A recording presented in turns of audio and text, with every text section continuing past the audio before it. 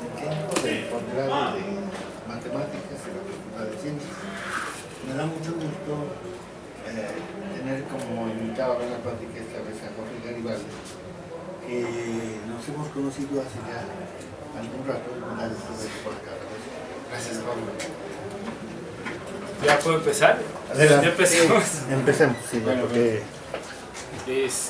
Bueno, básicamente la conferencia va a tratar del desarrollo de un proyecto que ha durado alrededor de 15 años, en el que están involucradas las artes, sobre todo la pintura y la geometría fractal y los sistemas dinámicos. En este trabajo, bueno, hay una relación importante en la pintura, sobre todo del siglo XX, porque es de ahí de donde vienen las intuiciones que me sirvieron para encontrar conjuntos fractales interesantes que pudieran generar formas figurativas. En este caso voy a centrarme en un objeto que es ¿Se acuerdan de más o menos ¿no? De Mandelbrot? Pero en este caso vamos a hablar de este elevado a la menos 3 medios, que resulta... Es igual, ¿no? Ajá, ¿en vez de más? En vez de más, no es ¿Se igual. tiene igual a... Ah, yo puse más. Esos son los nervios. Perdón. Va a estar iterada Z. Y entonces este objeto es importante. Yo lo pongo ahí porque, bueno, como el objeto que me resulta interesante de explorar. Ahora, básicamente, pues ahí está la ecuación.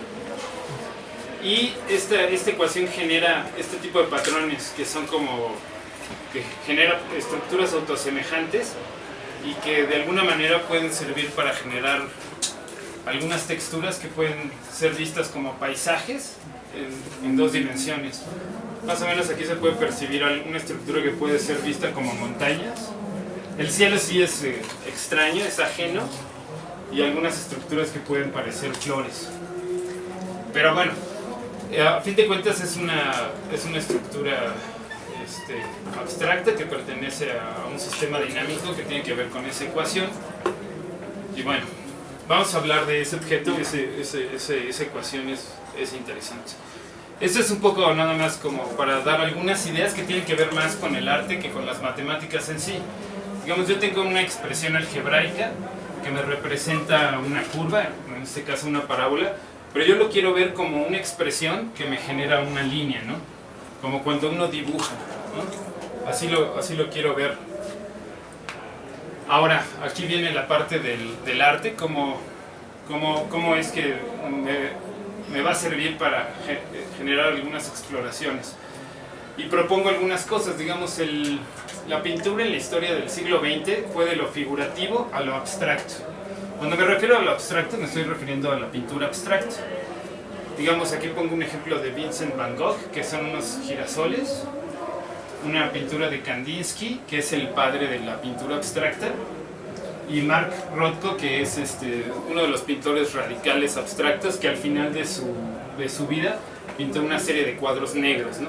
Digo, ya no se puede ser más abstracto que eso, ¿no?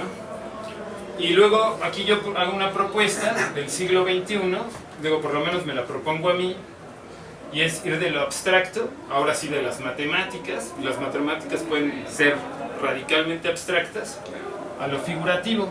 A lo figurativo me refiero a representaciones de lo que podemos ver con nuestros ojos en la naturaleza o en nuestro mundo. Aquí pongo un sistema dinámico que es un sistema de funciones iteradas mapeadas con el algoritmo de velocidad de escape, que es con el que se genera Mandelbrot. Y del lado derecho pongo la foto de un paisaje.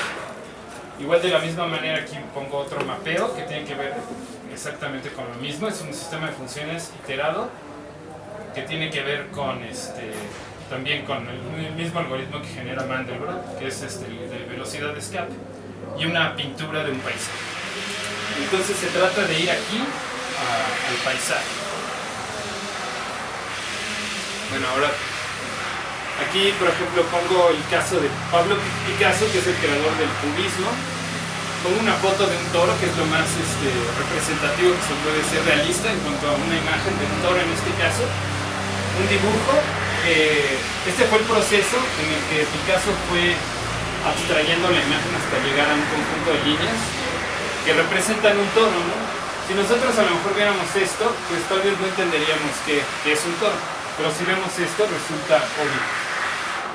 Ahora, aquí por ejemplo, el caso opuesto, es decir, de una representación abstracta, este es un sistema de funciones iteradas, que es una función compuesta de tres ecuaciones lineales y que se va a iterar.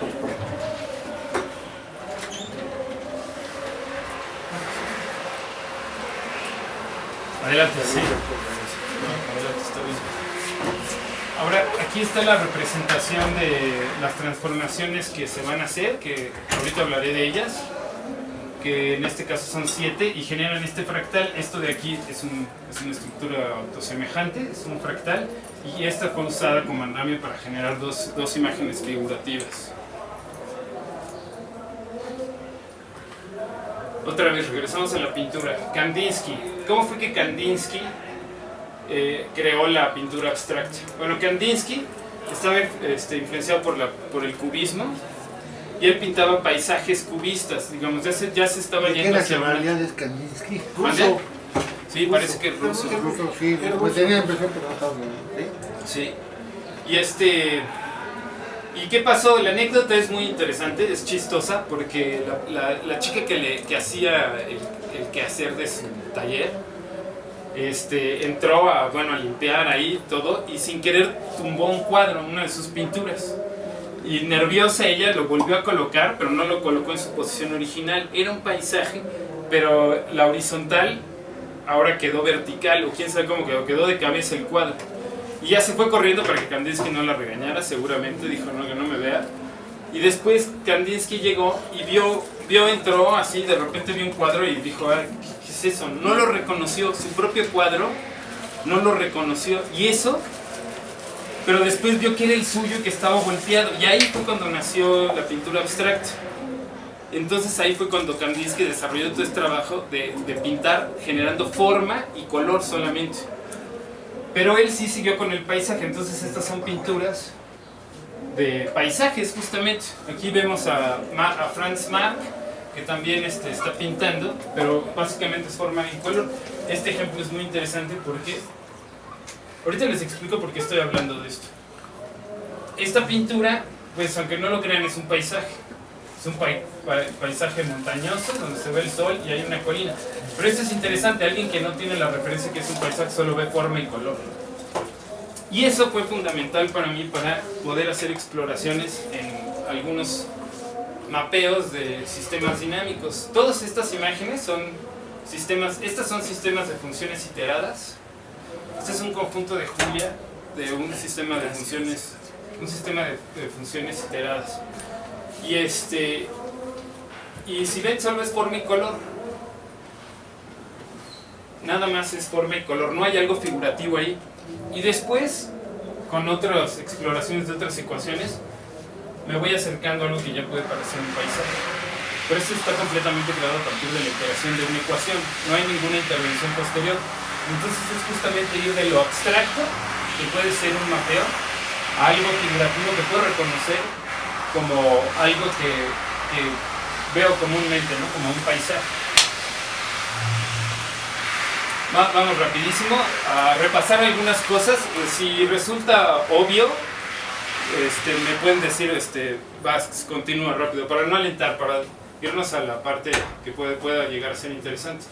Bueno, Sierpinski, ¿no? Que se genera a partir de 3 transformaciones lineales. Y esta acá es una moneda de 3 caras. Entonces cada vez que itero, pues veo cuál es la ecuación lineal que voy a usar en cada una de mis iteraciones. ¿Pero cómo es una moneda de 3 caras? No, bueno, es una imagen solamente para... Un lado de 3 lados. Digamos, si lo quieres ver con una moneda sencilla, sería esto. Cuando digo puede ser una moneda de 80 caras, pero es como decir que cada vez voy a preguntar por cuál. Cada vez que itero, me voy a preguntar por cuál voy a usar. Utilizo un random y así veo cuál voy a usar. Y son transformaciones lineales, pero bueno, vamos rapidísimo. Michael Barnsley es bien importante esta persona porque él parece ser que él también encontró en la ecuación de Mandelbrot, en la que era el principio de Julia, que era z igual a z al cuadrado más c, y él encontró que podía haber algo mucho más que los conjuntos de Julia. Digamos, él redescubrió Mandelbrot cuando Mandelbrot ya lo había descubierto. Después él dijo, oye, encontré algo, y mira, alguien le dijo, creo que fue de la revista American Scientific, le dijo, no, pues ya te ganó Mandelbrot. Bueno, este australiano posteriormente trabajó con los sistemas de funciones iteradas, y este objeto, el helecho, es un objeto interesante que es con el que él trabaja. También es responsable de los sistemas de compresión, es el primero que genera los sistemas de compresión que ahora usamos continuamente en el cómputo, ¿no? Los archivos JPG y todo eso, en buena medida son herencia de Michael Barnsley. Ahora, las iteraciones. ¿Qué es una iteración? Rápido, yo creo que ya todo el mundo sabe qué es una iteración. Este es un contador rapidísimo, ¿no? Z vale 1, más 1, 2, más 1, 3, más 1, 4, ¿no? Digo, esas son cosas que ya son obvias. Ahora, ¿qué vamos a iterar? Vamos a iterar transformaciones de este tipo. Traslaciones, rotaciones, homotecias, que es cambiar de escala, y reflejar, ¿no? Ahora vamos a trabajar en variable compleja. Digamos, una traslación es una suma, una homotecia y una rotación es una multiplicación. Y conjugar, por ejemplo, conjugar y multiplicar por menos 1 me genera esta reflexión, o si no lo multiplico por menos 1, refleja de esta manera. Estas son las transformaciones que yo voy a usar para los sistemas de funciones iteradas. Esta es una ecuación lineal de variable compleja donde C está multiplicando esta expresión, que es lo que va a generar las rotaciones y las homotecias. B está sumada y restada porque no es conmutativa la operación, entonces tengo que llevármelo al origen, rotar, dilatar y después regresarlo al origen. Y ya, Z es la que se va a iterar. Ahora ahí está otra vez lo que les había contado del random, que voy a preguntar por cuál de las funciones lineales voy a usar. Ahí está un ejemplo rapidísimo de cómo se genera. Este es como un repaso nada más, pero va a ser útil tenerlo presente. Otro ejemplo, tengo la unión de dos transformaciones que al iterar me va a generar esto. Y bueno, aquí tenemos un conjunto de algunos ejemplos. Estos son bajados de internet y son sistemas de funciones iteradas y diferentes ejemplos. Podemos ver unos muy orgánicos. Esos son los L-systems, ¿no? ¿Mande? Los que llaman los L-systems, ¿no? El sistema de la L, ¿no? L-systems, ajá, sí, y con la L se ve la rotación y la Con la transformación. L, Sí, me parece que sí. Aquí, y tenemos aquí un ejemplo muy chistoso, que es un saxofonista hecho con un sistema de funciones. Deben ser varias transformaciones lineales, ¿no? Eso me pareció simpático, ¿no? Ahora, Mandelbrot, en alguna de las entrevistas que le hacen, él decía que, y también en sus libros, Fractal in the Nature, menciona a Hokusai. Hokusai es un pintor y grabador del periodo Edo japonés, que es en el siglo XIX. Y Mandelbrot decía, Hokusai pintaba fractales, dibujaba fractales, pero él no era consciente porque todavía no había el término fractal. Y si nosotros estudiamos la pintura de Hokusai, vemos que sus estructuras son autosemejantes. Aquí podemos sentir esa autosemejanza bien, o en estas zonas de aquí. Esto, bueno, es importante, y esto de acá es mi exploración con los sistemas de funciones iteradas. Todas estas imágenes están creadas con esas transformaciones lineales. Y se ve que se puede llegar a algo muy, muy representativo en cuanto a lo figurativo. En este caso, el color y la posición de los elementos es a capricho mío. Ahí no hay un algoritmo, eso es una decisión que yo tomo. Pero las formas, las estructuras, sí son sistemas de Eso funciones parece iteradas. pescado, ¿no? ¿Mande? Eso parece pescado, ¿no? Sí, es como un pescadito. Sí. Y todos los elementos de acá son sistemas de funciones iteradas. Todos los elementos, sobre todo donde hay textura, ahí está aplicada. Ese es otro ejemplo, un poquito más de cerca. Está bueno tenerlo más de cerca. Aquí tenemos 7 operadores que me van a generar este. Este es el fractal, esto es autosemejante. Es autosemejante, pero tiene algo que es homeomorfo. En las transformaciones tengo que distorsionar un poquito más para que encaje el patrón. Entonces aquí hay homeomorfismos en estas estructuras. Y este es el que usé aquí. Aquí nada más el fractal lo coloreé de rojo y lo intervine con un estilógrafo y tinta china y ya. Y este es el mismo, pero es un periquito, ¿no? Digamos. Ahí se puede ver un poquito cómo se pueden generar formas figurativas. Ese es otro ejemplo. Las alas es un fractal. La textura de las montañas es otro fractal. Ahora voy a hablar del algoritmo que tiene que ver con la velocidad de escape, que es el algoritmo que me va a dar el color. Pongo esta foto porque justamente voy a usar una cancha que es circular y mi cancha en este caso está partida en dos y voy a tener 2 jugadores.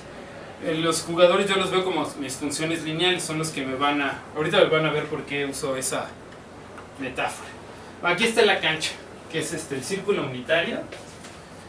Y yo voy a partir mi cancha, va a estar partida en 4 partes, digamos voy a tener 2 redes que se intersectan. Y voy a tener 4 territorios. O sea, cada cuadrante es uno de los cuadrantes al cual voy a asociar, a cada cuadrante le voy a asociar una función lineal, donde cada uno de los cuadrantes va a tener parámetros diferentes en cuanto a la traslación. Cada uno va a tener uno fijo, ¿no? Pero diferente. Y la C va a ser la misma para todos. Y aquí yo voy a iterar. Y aquí no me voy a preguntar no me voy a preguntar por una moneda, sino aquí lo que voy a hacer es que el sistema dinámico va a ir brincando y me va a ir mandando. Según la región que caiga. Depende de la región que caiga, es la ecuación que va a usar. Exacto. Y aquí pongo que mi ecuación es como un jugador de tenis, porque es el que me va a aventar el punto a otro lugar, ¿no? Y aquí está. Ahora, por ejemplo, a ver, acá pongamos un poquito de atención. Es bien interesante cómo se generan estas cosas. Tomo un punto C. C es complejo. Entonces tiene su parte imaginaria y su parte real. Entonces por esa C va a ingresar a la ecuación aquí, ¿no? Esta C es la que se va a iterar en ese momento. Y ya pongo a correr el sistema. Entonces, digamos, como está aquí C, pues va a utilizar el rojo. Entonces el rojo me lo va a aventar por ahí. Ahora digamos que el sistema hace esto, ¿no? En la primera... Perdón, no entendí Sí. porque... Regresa a tu ecuación anterior, por favor. Sí, claro. Perdón. Es que, Sí. Sería más yo lo que entiendo es de que tú vas a iterar, Sí. no tu condición inicial es la Z. y La Z. condición inicial es la Z, pero siempre Z al principio va a valer 0. Siempre cero. Siempre va a estar ubicado aquí. Entonces por eso sale la Sí. C. Pues la Ok, C. pues es la C. Ok, Lo podemos está poner de esta manera No, para está que no bien, cause está bien. confusión. Ok. Sí, o sea, C... Está bien, no, está bien, era C va nomás, con... Sí, nomás era esto, cómo empezaba. pero C va a ser Ok, este valor. está bien, está bien. Entonces, para este C, bueno, digamos que en la primera iteración me lo va a mandar a 1. Luego de 1 me lo va a mandar a 2. O sea, obviamente aquí cada vez que cae en un color diferente, utilizo una ecuación lineal diferente. Y voy contando el número de iteraciones. Aquí digamos que esto salió, es como la pelota, ¿no? Tardó 6 tiros en salir de la cancha. Y yo eso lo voy a contar. Obviamente eso está en los naturales. Entonces salió en 6 y ahí termino de iterar. Ahí no itero. Y entonces ese es el punto.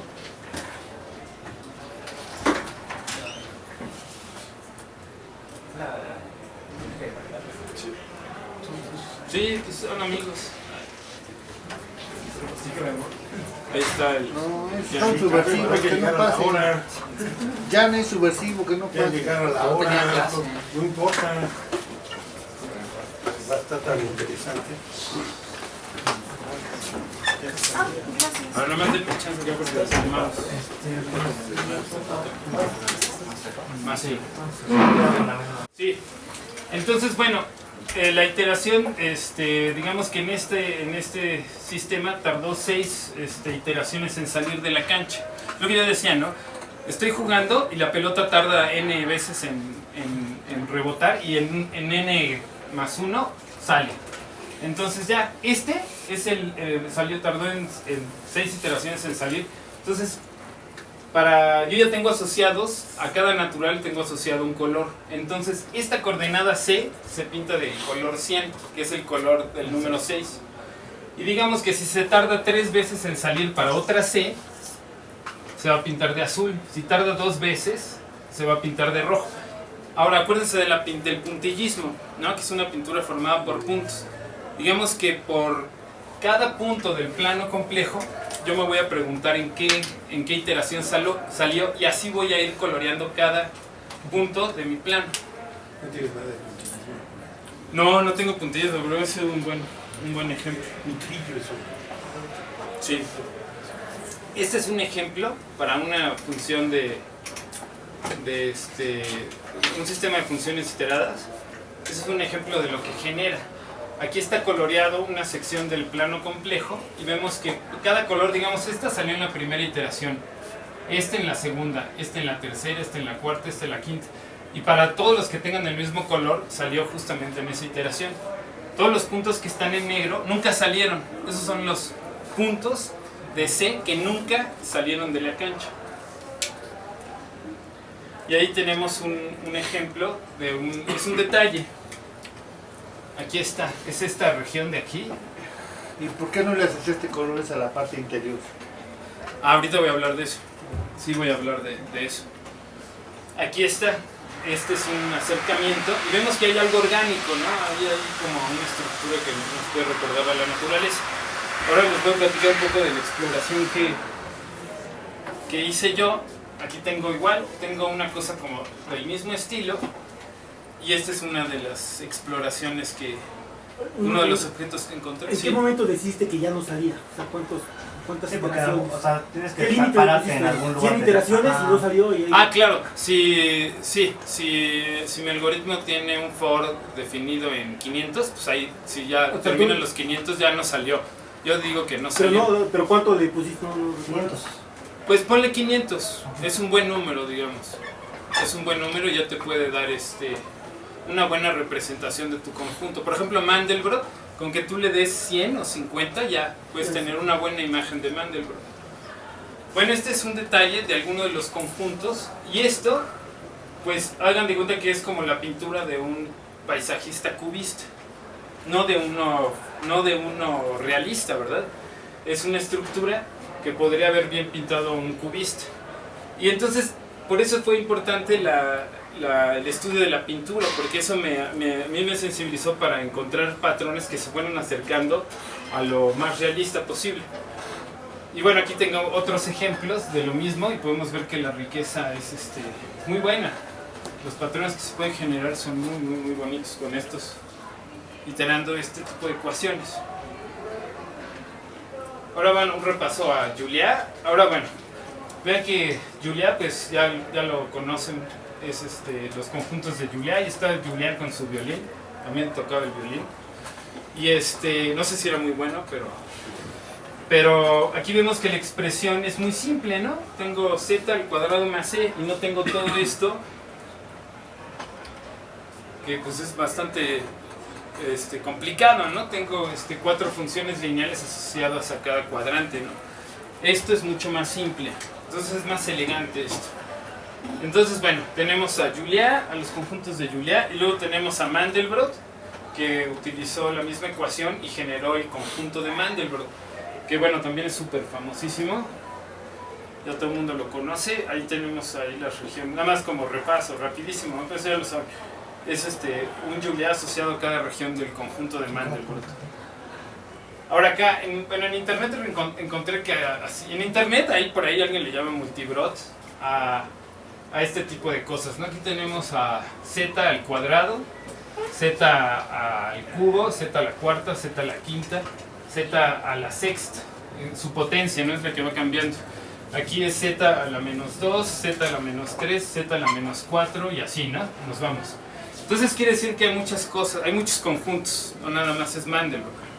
Y lo interesante es cuando podemos explorar, por ejemplo, z a la menos 3 medios. Aquí es donde esto lo vi por un australiano que se llama Dan Wills, De hecho, me parece ser que en Australia y en Nueva Zelanda la exploración de conjuntos fractales y la utilización de los conjuntos fractales en las artes está muy extendida. ¿Por qué? Porque de ahí es Michael Barnsley. Michael Barnsley es uno de los representantes más importantes dentro de la geometría fractal, ¿no? Que está, y que ahí en Australia deben de estarse haciendo cosas bien interesantes. Bueno, esto gracias a Dan Wills encontré este objeto y haciendo exploraciones en los detalles de alguna de las regiones de este es el conjunto de Mandelbrot, digamos, es el dibujito completo. Encontramos estas estructuras que ya pueden parecer paisajes. Ahora lo que mencionabas, Pablo, aquí ya no se utiliza el algoritmo de velocidad de escape, porque como yo tengo mi exponente elevado a la menos 3 medios, voy a usar tantito el pizarrón, no sé cómo hacerlo, pero bueno, aquí. Borra ahí por Ahí, gracias. Bueno, a ver, digamos que tenemos aquí, voy a ver si, digamos, lo voy a dibujar acá en chiquito. Voy a definir mi cancha, bueno, el círculo unitario, y lo que pasa es que como el exponente es negativo, esto va a estar entrando y saliendo en cada iteración. Entonces el algoritmo de velocidad de escape no me sirve. Necesito otro tipo de mapeo para generar ese... que conseguimos ahora. No, sí. Ah, pero bueno, si quieres también. Entonces, no puedo usar ese tipo de mapeo y tampoco puedo usar a los naturales para asociarles un color a cada natural. Lo que necesito hacer es iterar k veces. O sea, ahí sí defino un número límite de iteración que es, digamos, 500. Y cuando termina de hacer las 500 iteraciones, la ecuación me va a devolver un complejo. Pero a ese complejo le saco la norma, que es la distancia del número complejo que me dio al origen. Y ese, para pagarlo lo puedo pagar por ese es un real, ese es un número real. Entonces yo a cada real le asocio un color y así es como está mapeado. Pues ahora sí, démosle al cañón. Así es como está así es como está generado este objeto. ¿Cómo es eso de que a cada número real así se hace un número? A cada... No entendí. Bueno, como es computacional, obviamente en la computadora no tengo los reales, ¿no? Entonces es un conjunto discreto. Pero yo puedo, por ejemplo, en el sistema, en Visual Basic, puedo poner color con RGB. Entonces tengo, digamos, 250, ¿no? Que es mi número. Entonces yo puedo asociar, puedo hacer algo como de este estilo. Puedo tener mis 250. Aparte tengo el 250 para el rojo, para el verde y para el amarillo, ¿no? Entonces yo puedo hacer puedo asociarle a cada real. Digamos, si tengo 250, pues qué pasa, yo lo puedo dividir 250 entre 250. Entonces ya, pues del 0 al 1, ya le puedo asociar a esos racionales o a esos, esos racionales un color, y así, de esa manera. Entonces, bueno, aquí por ejemplo tenemos y ya pues parece un paisaje, ¿no? Parece una playa. Tengo como la copa de un árbol que se ve por ahí. Digo yo, obviamente es una abstracción, no es que esté el paisaje ahí, simplemente es que son suficientemente orgánicos como que para que estas texturas puedan ser vistas. Bueno, no necesariamente todo el mundo lo ve como una playa, pero lo que sí es interesante es que ya tiene cierto aspecto de un paisaje natural. Así es. O sea, ese es el punto interesante. Así es, exacto. Y sí, no nos confundamos. Orgánico, algo orgánico. Es como la pipa de Magritte, no es la pipa de Magritte, es una pintura de una pipa. Igual, no es un paisaje, es un sistema dinámico. Aquí tenemos otro que es pues parece una laguna, ¿no? Unas nubes ahí rosadas.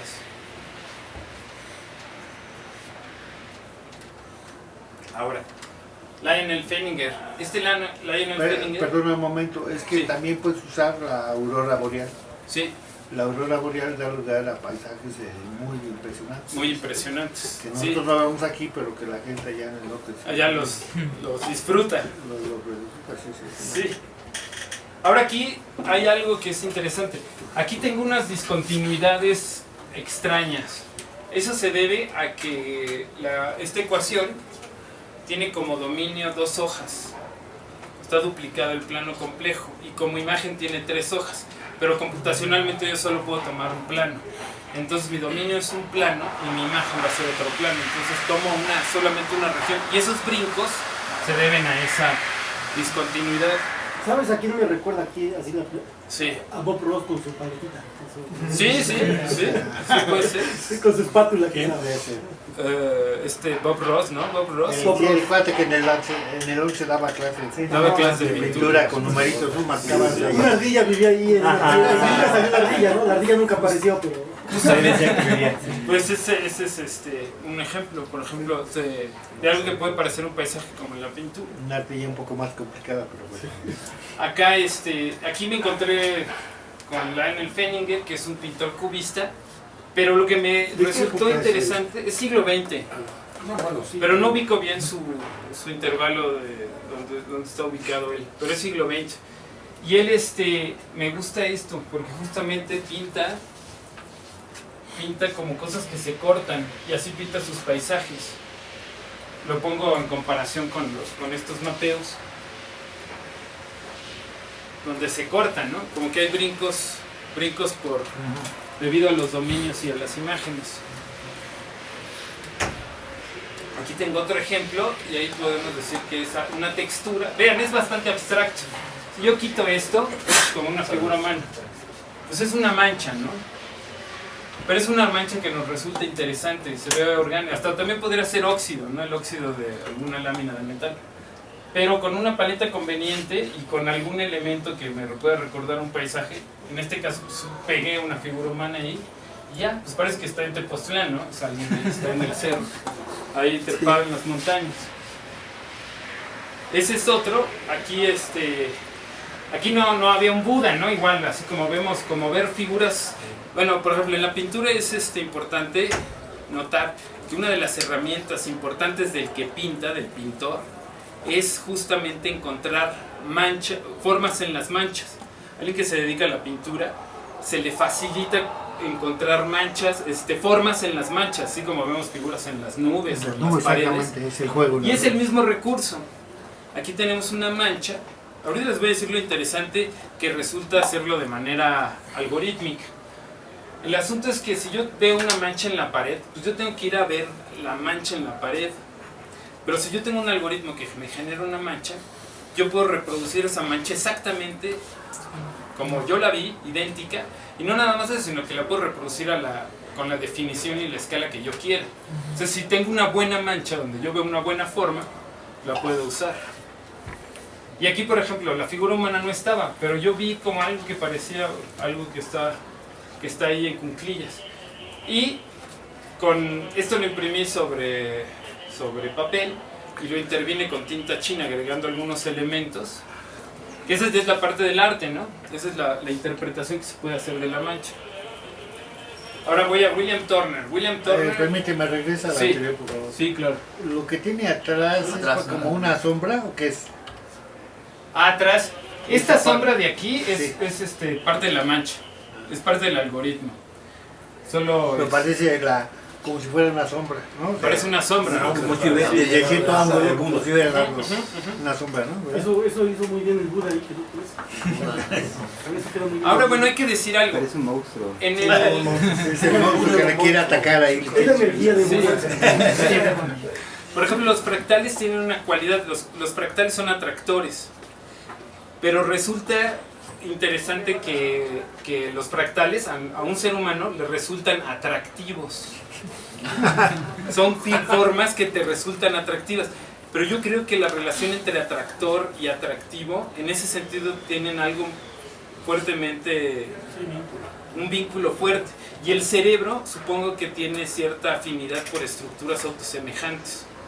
O ciertos atractores puede ser que tenga como las ganas de observar algo que de hecho es un atractor, digamos, en el sentido del sistema dinámico y en el sentido estético. Entonces, por eso tal vez también pueden ser que sean imágenes que sean atractivas. Una imagen puede jalarte, ¿no? Una buena imagen te jala, te jala que la veas. Ahora, William Turner es se los recomiendo. Es inglés. Sí. Es inglés, él es inglés, él nació en el siglo XVIII, murió en el siglo XIX.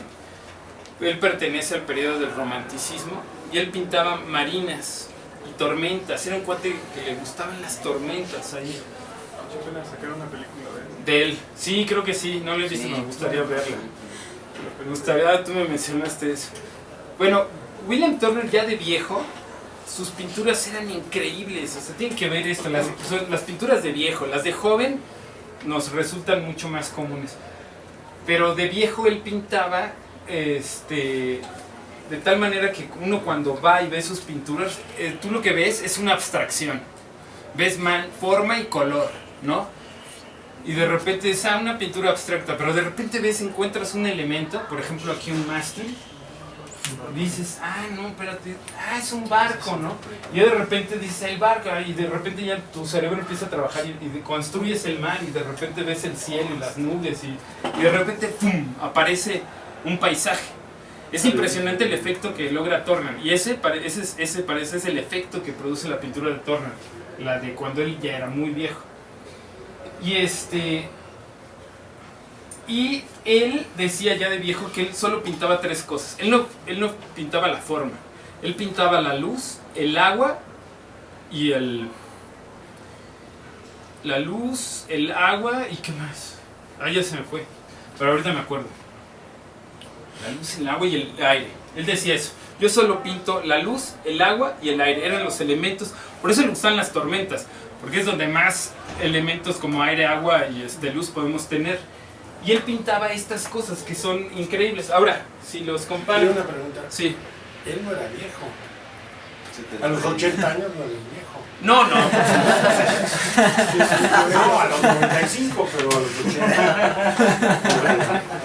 80 años tenía. Estaba... El gachutín. Sí. Bueno. Como viejo. Que por otro habla, Bueno, a ver, aquí poesía boga. lo comparo con estas texturas de aquí. Estas texturas pues sí son abstractas, pero también pueden parecer algunas cosas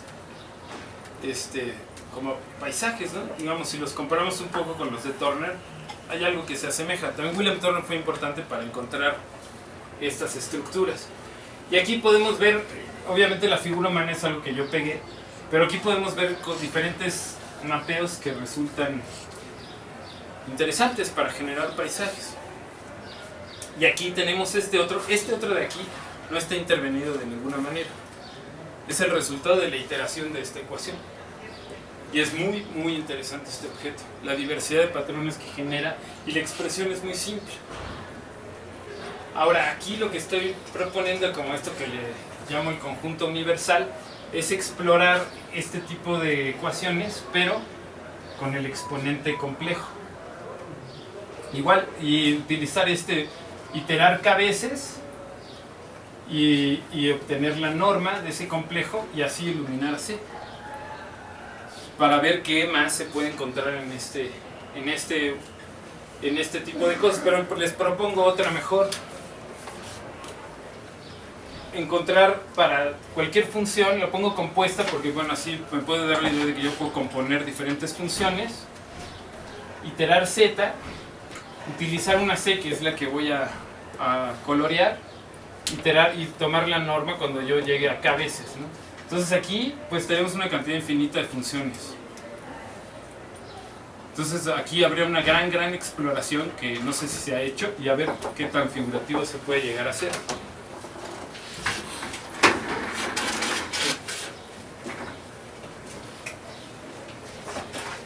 Exploración z a la menos, digo a la 3i. La 3i es un número imaginario. Este es el conjunto de Mandelbrot y este es un detalle. Entonces hay muchos conjuntos que podemos explorar. Algunos nos resultarán muy interesantes, algunos muy pobres. Por ejemplo, estos bichos evidentemente son ilustraciones que yo pegué, pero lo interesante es esto, ¿no? Esta es una textura que genera ese sistema dinámico. Entonces hay muchas cosas que explorar y que podrían tener aplicación, una aplicación en cuanto, por ejemplo, compresión de información. Ahora una meta. La meta que propongo es no distinguir entre una foto y un mapeo. O sea, podremos llegar a que una expresión contenga texturas que puedan llegar a ser como esto. Esa es una pregunta interesante. Puedo tener una expresión muy simple que pueda generar algo como esto. Yo ahí tendré una compresión enorme. Si yo puedo comprimir una imagen a algo como esto, estamos hablando de que tengo una capacidad de compresión de información mucho más alta. Ese es un detalle de esta... es este detalle de aquí. Y este detalle resulta interesante. Este detalle vive aquí. Y ahí podemos ver más o menos una capa. Podemos ver algo que puede parecer un ojo, ¿no? Digo, obviamente es una mancha, ¿no? No confundamos. Esta es una mancha. No, pero si tú has estado en alguna selva, por ejemplo, Puedes ver cosas, puedes ver como cosas esta. de estilo, porque ¿Sí? hay selvas en las que Sí, uno, como helechos. si uno en selvas uno ve ese tipo de... De Que estructura. se ha metido ahí en una selva, cabrón. Sí. Ve que cosas rarísimas, ¿no? Que no- Sí, no, es bien interesante y el asunto es poder llegar a esto. Que no podamos distinguir, el asunto, lo interesante, lo que sería impactante es que vieras esto y de repente digas, una foto, y le dijeras, no es una foto. Bueno, lo que tú quieres es encontrar el DNA del arte, compadre. Pero de las imágenes, Bueno, del arte. digamos. Sí, o tal vez, no sé si del arte, pero... Lo que pasa es de que, bueno, perdón que te interrumpa, pero pienso que para mí se me hace muy natural porque resulta que el DNA Sí, tiene, lo que pasa es que nos han hablado del DNA, pero no nos han hablado de los algoritmos que utiliza el DNA para fabricarnos, ¿no? Claro. Para fabricar, ¿no? Esa es la otra parte, porque tienes por ahí tienes la información en esa cosa que está codificada, ¿verdad? sí. Y los algoritmos que están ahí también codificados. Porque ese algoritmo con el DNA es lo que nos produce, ¿no? a los seres vivientes, ¿no? Así es. Es la clave. Entonces es el asunto que no necesariamente la forma de ser complicada, pero los algoritmos que se utilizan pueden ser, las reglas pueden ser complejas, Claro. aunque la formulita sea sencilla. Sencilla, claro. Habría que ver eso, claro, cómo se decodifica esa información. Tenemos esto. Ahora, por ejemplo, esta es una imagen creada con sistemas de funciones iteradas. Y aquí yo retoqué un poquito para facilitar la vista de la mancha. Esta estructura de acá, yo le llamo el fractal de cara de caras. Alguien puede ver otra cosa, ¿no? Pero, por ejemplo, vean esto, un poco para hacer notar la autosemejanza. Sí, ahí se- ¿Sí lo ven? ¿Sí pueden ver una infinidad de la misma cara repetida ahí n veces a diferentes escalas y en diferentes posiciones? Sí. Y aquí la pueden ver también. Aquí está esta cara, ¿no? Aquí. Claro. Es es una mancha, ¿no? Pero puede ser una mancha útil. Ahora, ¿qué es dibujar? Pues dibujar a fin de cuentas es una abstracción. Es sobre papel, poner, digamos, carbón. ¿Y qué es esto? Estos son líneas, son trazos, ¿no? No es un cuerpo, no es una cara. Dibujar es una abstracción. O sea, dibujar es hacer una representación bidimensional de algo que nosotros reconocemos en el mundo tridimensional. Entonces, lo mismo es aquí. Estoy dibujando, pero con un sistema dinámico. Ahora, el asunto es poder llegar a cosas como estas, como una representación de ese tipo también. Ahora, la compresión de información. Digamos, yo tengo una biblioteca. También esto, bueno, es algo que utilizamos todo el tiempo. Tengo una biblioteca que es la acumulación de un montón de información. Toda esta información, pues son toneladas de, digo, si lo ven en forma de libros, pues son toneladas, ¿no? Que tendría que, digamos que lo quiero transportar a otro país, tendría que usar un barco. Embalar todos los libros y llevármelo en un barco. Pero ¿qué tal si yo tengo una expresión que comprime toda esa información y que la puedo escribir en una sola hoja?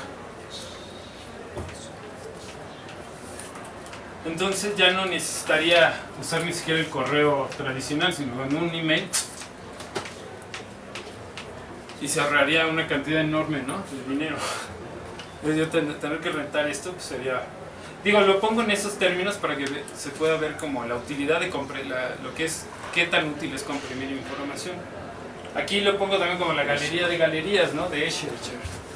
Entonces aquí tengo una galería, o tengo una galería, y no nada más una galería, sino una ciudad que a lo mejor puedo comprimir en una... Ahorita estoy hablando de imágenes, pero no sé si esto podría tener aplicación en otras formas de compresión, eso no lo sé. La animación en tiempo real. ¿Sí me darían tantito chance? Nomás para... tantitito aquí. Animación en tiempo real. ¿Qué es eso de...? Si yo tengo la capacidad... Si quieren, ¿se pueden sentar acá? Si quieren les paso la silla. Aquí está bien. A ver, pongan la silla por ahí. No les quiero quitar su silla. Pónganla. ¿Qué pasa si yo puedo tener un algoritmo que me despliegue información muy rápido? Que la procese y que yo pueda cambiar parámetros a través de un joystick. Vamos a ver algunos ejemplos que ya existen ahora. Por ejemplo, ahí, esto lo estoy manejando en tiempo real. Estoy explorando el conjunto de Mandelbrot en tiempo real y la computadora ahorita está procesando esa información. Y los algoritmos son muy eficientes para procesar toda esa información de manera muy rápida. Tengo el mismo conjunto de... A ver, este ya se trabó. Ya se me... Como que ya no le gustó. Vas a abrirlo otra vez.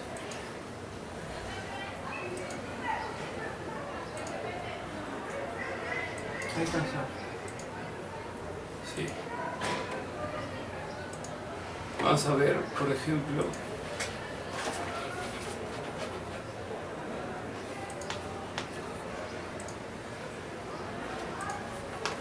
Tenemos muchos conjuntos y muchas ecuaciones ahí.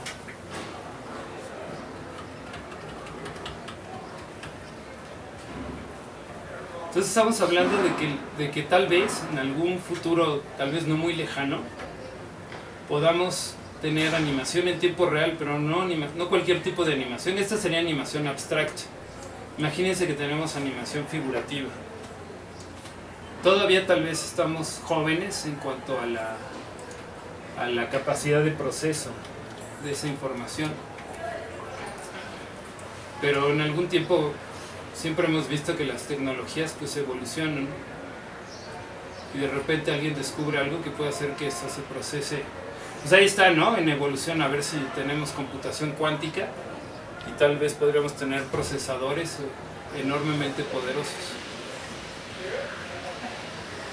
Entonces ahí tenemos un ejemplo de un principio de animación en tiempo real.